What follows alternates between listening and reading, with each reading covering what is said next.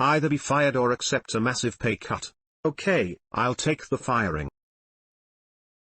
I worked for company for 14 years. I loved working there for 12 of those years. There were two main parts to the job. The first part was the sales side of things. This was away from the office, in the customer's location. This involved quite a bit of driving, and on a couple of occasions flying abroad, to work face-to-face with the customers to deliver a high-quality product. We weren't the cheapest, but we were the superior product, and I was the best employee when it came to delivering the product. I consistently got rave reviews from customers for my personal style when it came to delivering the product and executing the customer's vision.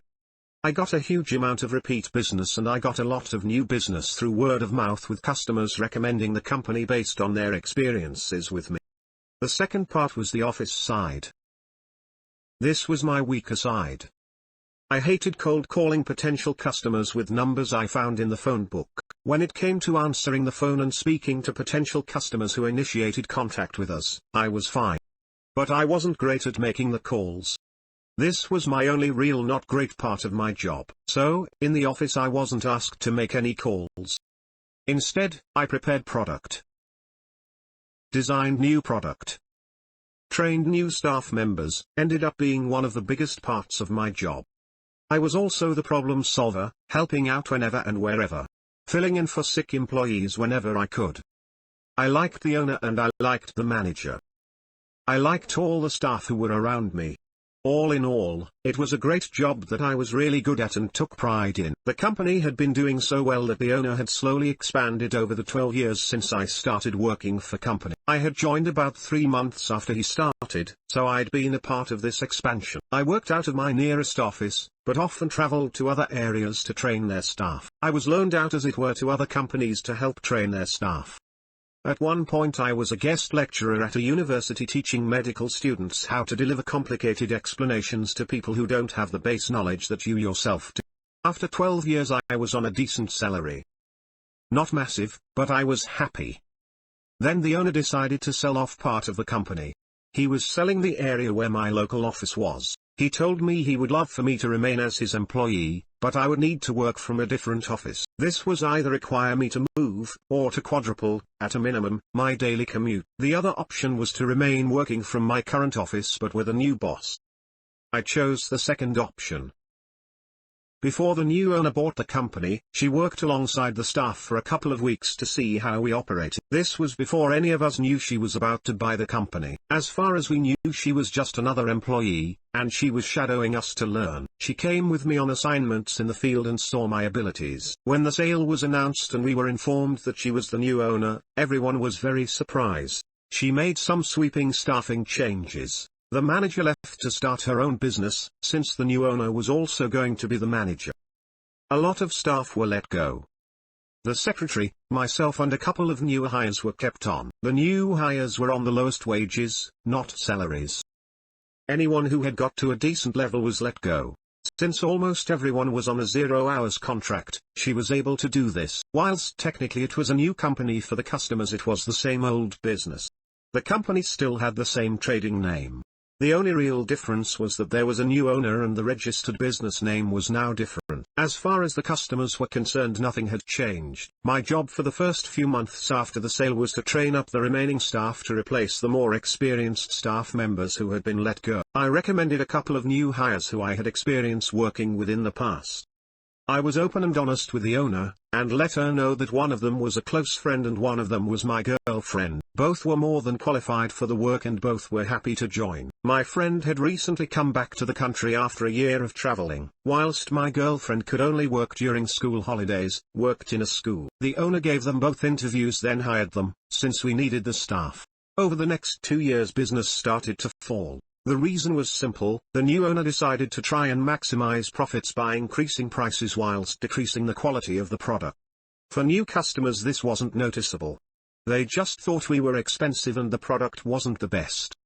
But for old customers who had been with us for 10+ years, they immediately noticed. They were being charged more and were receiving less/worse quality. So the owner doubled down and increased prices again.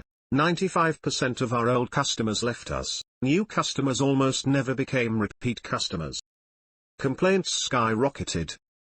Whilst all this was going on, our staff turnover rate was ridiculous. People left after a few months when they realized that the minimum wage they were being paid wasn't worth it. Under the old owner, the average hourly wage for new employees was around 2.5x the minimum wage. This made people care about their jobs and want to keep them. My girlfriend quit. My friend remained, but was looking for something new. Then I got a phone call. The owner needed me to come to the office. This was unexpected. I had just finished working on location with a customer. My next customer was in 2.5 hours. It was a half-hour drive away. The office was about an hour and 10 minutes away from both locations. If I drove back to the office, I would have about 5 minutes in the office before leaving. My mileage was paid above my regular salary, so I was saving the company money by doing this. Also, parking was a nightmare around the second location, so I intended to get there as early as possible to find parking, then read a book. The manager didn't care. She needed me to return to the office. So, I did. I arrived back to be handed a letter by the owner. It was informing me of a disciplinary meeting to take place in a couple of days' time. I could bring a witness along if I so desired. This knocked me for 6. I was the best employee. I read through her list of complaints about my performance and started working on my defense. At the meeting, I declined to have a witness. Instead, I decided to record the audio of the entire meeting on my phone without informing her. Where I live, this is legal and I didn't need consent. The boss's witness was her friend who she had met at yoga and hired for an office role, firing the secretary who had been there long before the takeover. Every point she raised I could counter. They ranged from the week you were unavailable to work for a week in August. I booked a week's holiday so I could attend my cousin's wedding on the other side of the country and turn it into a holiday. To the pathetic, you were late for work on the 12th of May. Is that the day my car broke down and I called the office to let you know? I don't know. I do. Here's the receipt from the garage dated May 12th. To the downright lies. This one I can't write as a quote. Basically, she accused me of gross misconduct for breaking health and safety laws in the way I was delivering a product for a customer. I hadn't broken health and safety laws.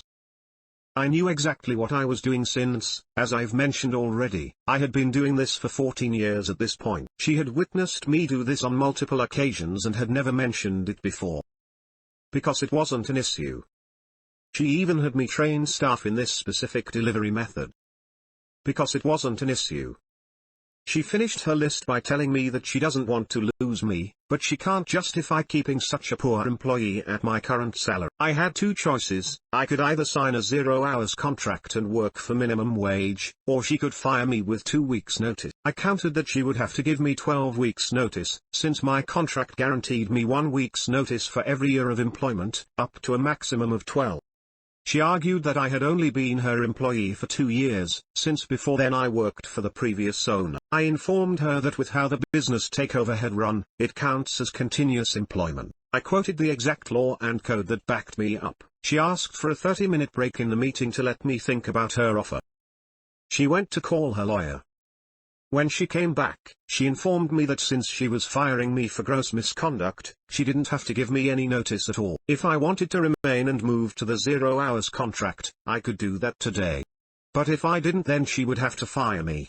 But because she was nice, she would give me the 2 weeks notice. I asked for a couple of hours to go home and think about this. She allowed this. I knew the reason she wanted me to remain for at least the 2 weeks was because one of our few remaining bigger customers was set to have a product delivery from me in that time. They would only work with me. The owner had tried sending other staff in my place on several occasions, and each time there had been problems. It wasn't the staff's fault. It was just a very difficult delivery for a very specific customer which needed to be perfect. As a result, this customer would only deal with me. I called the office and spoke to the owner. I declined the offer of a 0-hours contract and said I would be leaving. She then said she was giving me my 2 weeks notice. I declined her offer of 2 weeks notice.